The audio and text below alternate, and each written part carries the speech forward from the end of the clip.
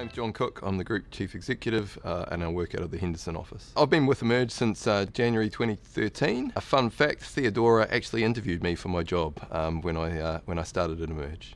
The part I love about my job is the variety. Since I've joined Emerge, I've been given so many opportunities to work in a whole lot of different areas that have enabled me to grow as a person, but also to make massive impact in the communities that we serve. The organisation's changed hugely, so I think there was about 300 staff. We've now got 1,500. The technology, the ambition, the impact that we have across the country, light and day between what we did back in 2013, even since the merger in 2015, we're a completely different organisation. Look at where we've got to now. You know, we're a strategic partner of HUD. We're trying to deliver 2,000 homes across the country. We deliver a broad range of social services, not just in the mental health space. And we're looking for opportunities constantly to make a difference. I think the highlight for me, I can't put my finger on one. I think it's the whole organisation and the development that it's got. And the cool thing about Emerge is it's only just scratched its potential.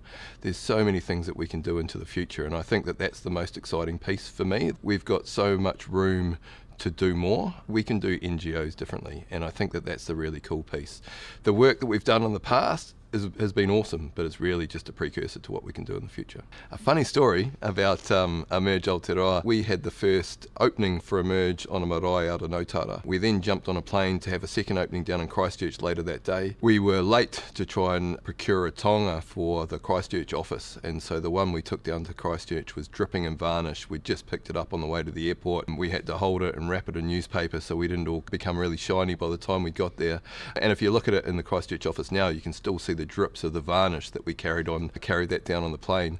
And you think about the prep and everything we do now and how we really think about what it is that we do from a cultural perspective.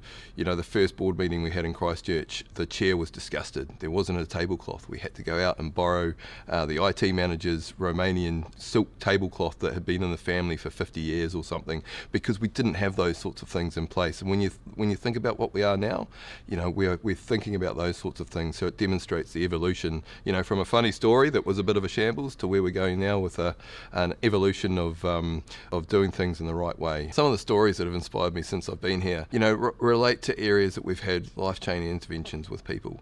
So if you think about Ease Up, when we first started that, there were 4 kids from Tamaki College who got referred to the service. They were about to be expelled from school. 3 of those kids finished school. They all passed their exams. So we potentially changed the life course just by that intervention through the Ease Up service. Ease Up was funded and invested by Emerge Aotearoa at the time. We didn't have any contracts, but you know, that investment paid off. You know, if it was just those 3 kids that we'd made that sort of difference to, that would have been an awesome outcome. But you think about it now, it's got 55 kaimahi, and we're making those differences all across Auckland and South Waikato. Like, those are the really cool stories, you know, where people go above and beyond and actually just, you know, take the time to listen and understand what people's aspirations are, and then, you know, slowly work through and help people achieve those. So the next 10 years for Emerge Aotearoa, like, I think, you know, we've grown up, we're ready to go into the bright big world, into the future. I think, you know, it feels like we've gone through primary and intermediate school, we're nearly finished high school, and we're really ready to face the world. I think we're going to really focus on the person